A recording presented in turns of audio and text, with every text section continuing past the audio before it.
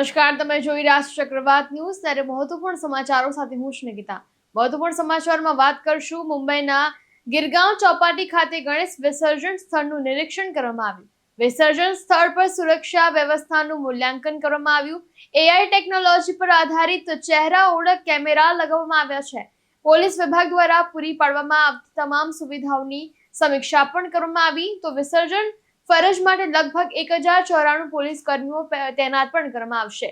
સાથે સ્થળ અને આસપાસના વિસ્તારોમાં 1000 થી વધુ રિઝર્વ પોલીસ દળ પણ તૈનાત કરાયા। તો ગિરગાંવ ચોપાટી અને આસપાસના વિસ્તારોમાં કુલ 89 સીસીટીવી કેમેરા પણ લગાવવામાં આવ્યા હતા। ઉપરાંત ચોપાટી પર 250 લાઇફ ગાર્ડની પણ નિમણૂક કરવામાં આવી હતી। તો નાયબ મુખ્યમંત્રી એકનાથ શિંદે મુંબઈના જાહેર ગણેશોત્સવ મંડળમાં અગ્રણી મંડળ તરીકે જાણીતા લાલબાગચા રાજાના દર્શન કર્યા અને રાજાના આશીર્વાદ લીધા। આ પ્રસંગે તેમણે શિંદેને મંડળ દ્વારા તૈયાર કરાયેલા સ્મૃતિ ચિહ્ન આપીને સન્માનિત પણ કર્યા। તો આ પ્રસંગે શિંદેના પત્ની શ્રીમતી લતા શિંદે, કલ્યાણ લોકસભા મત વિસ્તારના સાંસદ ડોક્ટર શ્રીકાંત શિંદે, પુત્રવધુ શ્રીમતી વૃષાલી શિંદે, પૌત્ર શ્રીમતી રુદ્રાંશ અને તેમના અન્ય તમામ સાથીદારો હાજર રહ્યા હતા। ભિવંડીના કામતઘર વિસ્તારમાં આવેલી Balaji polyester limited textile dying કંપનીમાં શુક્રવારે મોડી રાત્રે અચાનક ભીષણ આગ લાગવાની ઘટના બની હતી। ઘટનાની માહિતી મળતા જ ફાયર બ્રિગેડની 3 ગાડીઓ ઘટના સ્થળે પહોંચી ગઈ હતી અને આગને કાબૂમાં લેવાનો પ્રયાસ શરૂ કરી દીધો હતો।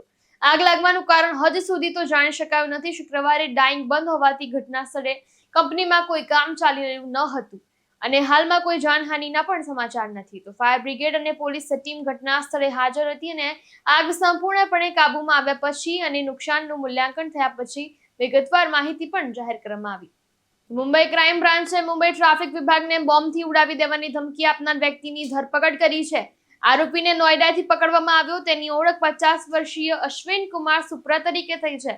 આરોપી મૂળ બિહારનો છે અને ધમકીભર્યો સંદેશ મોકલવા માટે વપરાયેલ મોબાઈલ ફોન અને સિમ કાર્ડ પણ મુંબઈ ક્રાઇમ બ્રાન્ચે જપ્ત કર્યા। તો ક્રાઇમ બ્રાન્ચના અધિકારીઓ વધુ તપાસ માટે આરોપીને નોઈડાથી મુંબઈ લઈ આવશે। પાલઘરના તારાપુર MIDCમાં ભંગાર માફિયાઓએ ભારે હોબાળો મચાવ્યો। આ માફિયાઓએ બેંક દ્વારા જપ્ત કરાયેલી કંપનીઓ પર દરોડા પાડ્યા હતા અથવા બંધ પણ કરી દીધા અને કરોડો રૂપિયાનો ભંગાર લૂંટી લીધો।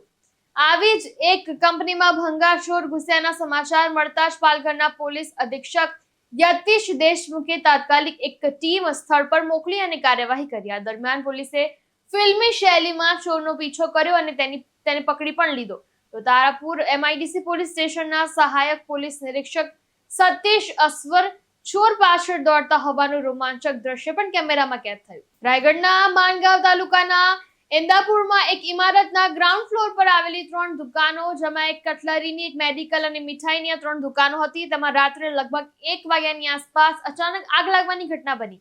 શનિવારે સવારે 5:45 આગ પર કાબુ પણ મેળવવામાં આવ્યો। તો મધરાત હોવાથી ત્યાં કોઈ જ નહોતું। સદનસીબે કોઈ જાનહાનિ થઈ નથી, પરંતુ દુકાનોને ભારે નુકસાન થયું છે।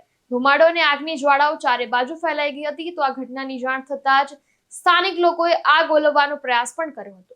ફાયર વિભાગ અને સહ્યાદ્રી વન્યજીવન સંરક્ષણ સમિતિને પણ તાત્કાલિક જાણ કરવામાં આવી હતી। આગની જાણ થતાં જ ઘાતવ ફાયર વિભાગ, માનગાંવ ફાયર વિભાગ, મહાડ ફાયર વિભાગ, મહાડ MIDC ફાયર વિભાગ અને સહ્યાદ્રી વન્યજીવન સંરક્ષણ સમિતિના વાહનો ઘટના સ્થળે પહોંચી ગયા હતા। જ્યારે 4 ફાયર એન્જિનની મદદથી સાંજે લગભગ 4:45 આગ પર કાબુ મેળવાયો હતો। સતીશ સોની સાથે ચક્રવાત ન્યૂઝ, મહારાષ્ટ્ર। તો હાલ બસ સમાચારમાં આટલું જ। વધુ સમાચારો માટે જોતા રહો ચક્રવાત ન્યૂઝ।